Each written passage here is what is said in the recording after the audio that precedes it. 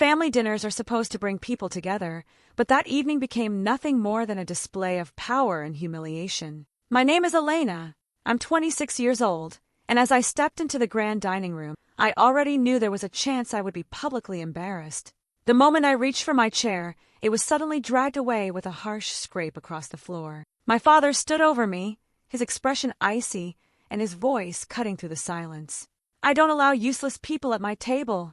The room fell silent before a wave of quiet laughter spread around it. My sister, Leah, raised her phone and started recording with a satisfied smile. I refused to let them see me break. Looking my father straight in the eyes, I calmly replied, "You just made the most expensive mistake of your life." The conversation resumed as if I no longer existed. He casually asked for more wine, enjoying the authority he believed came with his mansion and wealth. Leah proudly boasted about their marble walkways, imported sculptures, and the charity gala they were hosting, convinced I had returned to ask for help. None of them imagined that during the years I stayed away, I had built a successful career in corporate finance and earned every bit of my independence on my own. I hadn't come back seeking forgiveness or acceptance.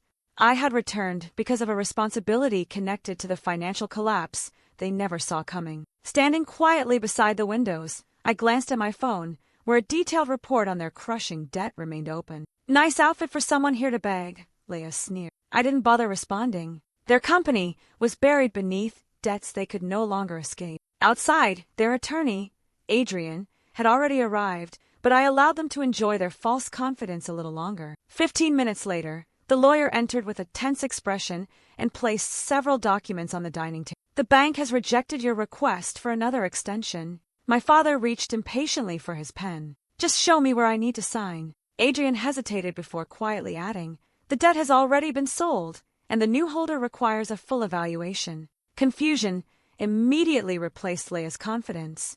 "Who gets to make that decision?" she asked, while my father slammed his hand against the table. "Call them now," he demanded. Instead, Adrian slowly turned his eyes toward me. I stepped forward, my heels echoing across the silent room. "There's no need to make that call," I said calmly. "I'm the one making the decision." Leah burst into laughter. "You," she mocked. Without saying another word, I removed an official certificate from my jacket and laid it on the table. The company's seal instantly erased every smile in the room. My father picked it up, and the color slowly disappeared from his face as he realized his authority had vanished. His voice softened immediately. "Approve the funding. You're my daughter."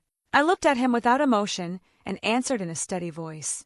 "After reviewing your financial history, your management practices, and your conduct tonight, your application is denied." I listed reckless spending, repeated mismanagement, and his treatment of others as the reason. Leah immediately tried shifting the blame onto him, but I ignored every word. Turning toward Adrian, I gave my final instruction. "Suspend the entire process."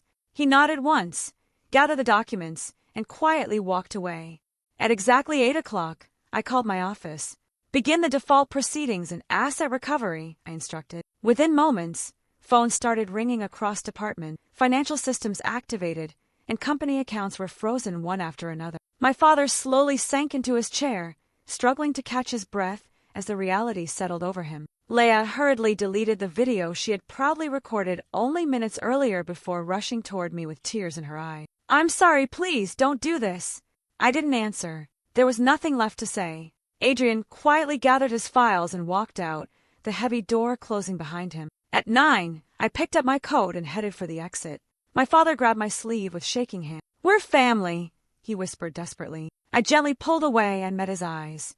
"That ended the moment you called me useless," I replied before walking out. The cold night air hit my face as I stepped outside. Sitting behind the wheel of my car, I noticed my hands trembling from everything that had happened. As I drove away from the estate, I called my closest friend, Mara. She listened without interrupting, her calm voice reminding me that, for the first time, I had chosen myself instead of chasing the approval of people who never intended to give it.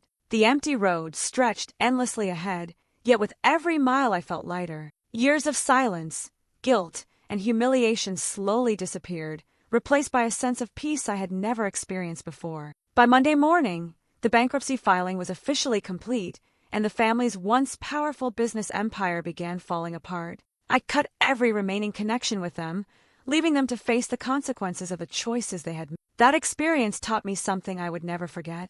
Respect isn't something you're born into or automatically given because of family ties. It's protected by the boundaries you're willing to enforce. Money had never been my greatest strength. Discipline, patience, and self-respect were. My family confused cruelty with authority, and in the end, that mistake cost them everything they believed they controlled. I never celebrated watching them lose it all. I simply accepted it as the unavoidable result of years spent treating others with arrogance and contempt. While they struggled to hold on to a collapsing past, I focused on building a future that was stable, honest, and entirely my own. Even now, I sometimes remember that dining table, the quiet laughter, and the sting of being dismissed in front of everyone. But I also remember the moment I refused to lower my head. That single decision didn't just end their control over my life, it gave me back my own voice. I realized that sometimes the bravest thing a person can do is walk away from the people who refuse to value them. As the city lights slowly replaced the darkness of the empty highway, I understood I wasn't leaving behind anything worth carrying into my future. The past had finally spoken its last words, and I had answered with the only language my family truly understood: consequences. I never looked back because I no longer needed to. The silence waiting ahead wasn't loneliness, it was freedom, purchased with the one thing no one could ever take from me again: my self-worth. I kept driving until the first light of dawn softened the horizon, and the tightness in my chest slowly gave way to something that finally resembled peace.